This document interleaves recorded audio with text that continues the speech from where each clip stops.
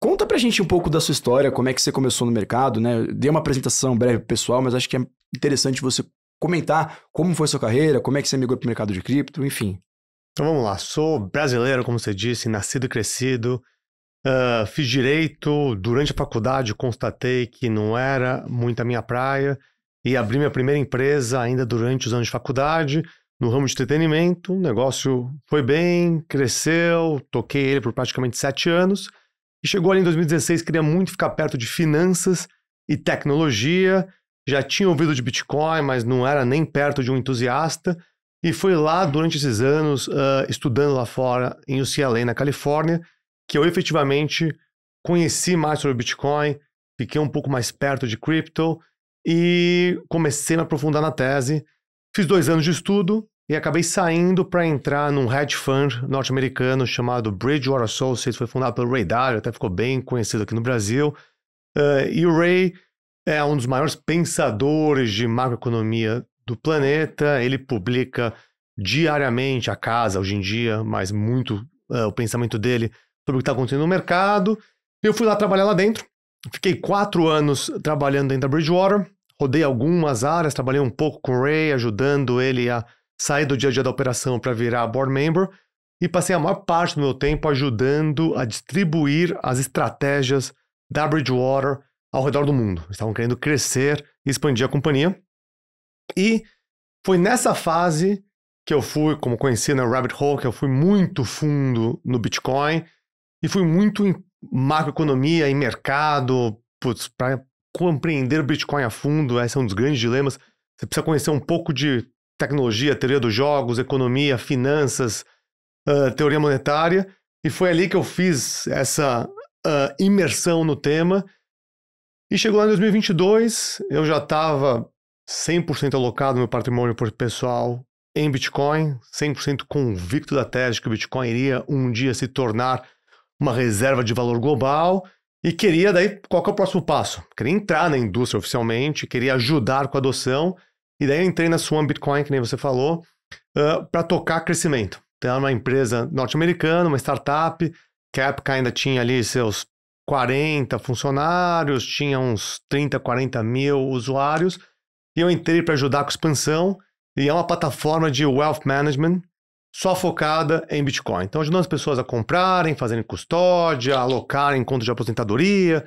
E eu entrei lá, fiquei 2 anos e meio trabalhando na Swan, e a Swan tinha um braço muito grande de educação. Acho que um pouco da teoria ali da casa que eu compartilho, que o Bitcoin, quanto mais você sabe, mais você aloca. No fundo, é uma questão de convicção, de você compreender a tese. Então, eu tinha um braço muito grande de educação e já sou investidor da MicroStrategy, hoje em dia Strategy, e acompanho o Michael Saylor desde 2020. Tem uma história interessante. Estava na Bridgewater, tinha uma conta de aposentadoria, aquelas norte-americanas, 401k accounts, que só tinha opção de investir em ações listadas na Nasdaq. Eu louco para comprar Bitcoin dentro daquele portfólio, não tinha como. O Saylor fez aquela compra histórica de 250 milhões de dólares de Bitcoin em agosto de 2020 e foi logo depois que eu falei, putz, aqui é a minha opção de ter a exposição a Bitcoin através dessa conta de aposentadoria, da qual não vende Bitcoin. Obviamente, à época, ETFs não era uma oportunidade. Então, juntei esse braço de educação da Swan, muito forte, com esse conceito de tesouraria e criamos a Orange BTC, que foi listada agora na Bolsa de Valores de São Paulo. Irado. E você falou que você ouviu falar de Bitcoin a primeira vez que estava na UCLA, na faculdade. Exato, a fundo foi. E como é que você ouviu? Foi um amigo seu? Foi numa aula? Cara, um amigo meu, brasileiro também, super entusiasta da tese, investidor de Ethereum, ele era muito, achava que Ethereum ia mudar o mundo e tudo mais, participou quase do ICO do Ethereum, então já estava alocado, acompanhando há muito tempo. Depois ele começou a falar, ele começou a discutir, eu não entendia muito. Começamos aí aquela discussão, sempre é bom falar com alguém, né, para você conseguir entender como é que funciona. E eu sempre fiquei mais entusiasta do Bitcoin, desde o começo. Acabei investindo um pouco em outros criptoativos, teve ali aquela bolha dos ICOs, que tinha um montão de coisa que ia mudar o mundo e tal. Foi um pouco um choque de realidade. E foi aí que eu acabei compreendendo a diferença entre uma reserva de valor e uma aposta tecnológica. E foi aí que eu falei, putz, isso não só é uma revolução tecnológica, é uma mudança de paradigma. E daí acabei ficando muito interessado no tema.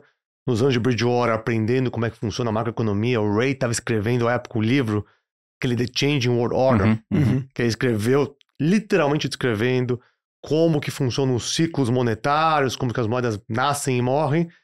E na visão dele, a China iria tomar o palco central como reserva de valor global, pós-dólar. Eu falei, putz, não é possível que iremos cometer o mesmo erro novamente, sendo que temos uma opção descentralizada, totalmente digital, que não está na mão de ninguém. À época já tinha aí uns 9, 10 anos de Bitcoin. Falei, putz, acho que não, isso aqui que vai mudar o mundo. E foi aí que minha convicção cresceu bastante. O Ray, ele tem... Em alguns vídeos do YouTube mesmo ele mostra isso, né? O Holy Grail of Investments, né? Que é você ter um portfólio diversificado, em que, você tem que encontrar aqui de 10 a 15 ativos que são descorrelacionados, e aí ele coloca o Bitcoin também nessa conta. Na Bridgewater, você já via o Bitcoin sendo citado como uma possível reserva de valor, um comparativo ali ao ouro? Acho que era muito incipiente. O que aconteceu foi o seguinte. Tivemos aquele bull run de 21, né? E daí não tinha como você fugir do tema, porque foi mais ou menos quando o Bitcoin começou a entrar um pouco numa alçada mais institucional, e daí era pauta de conversas com os principais investidores do mundo. Obviamente a Bridgewater é uma casa de investimento, mas também de research muito grande, então sempre vinha ali questionamentos, e começou a surgir como pauta, mas ainda, putz, 21, Bitcoin chegou em 69, mas passou a maior do tempo ali entre os seus 20, 30. Estamos falando de uma classe de ativo de talvez uns 400, 500 bilhões de dólares, relativamente pequeno. Então ainda era muito incipiente essa conversa.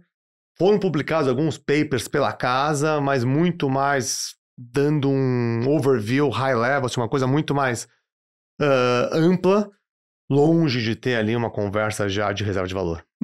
Sem nenhum tipo de alocação, né? Era mais provavelmente o cliente pedindo. É mais o consultivo. Putz, veio uma pergunta do cliente, me fala o que é Bitcoin, e você acha que isso tem algum mérito? E daí era respondendo a indagações que estavam entrando ali na casa do que efetivamente uma alocação.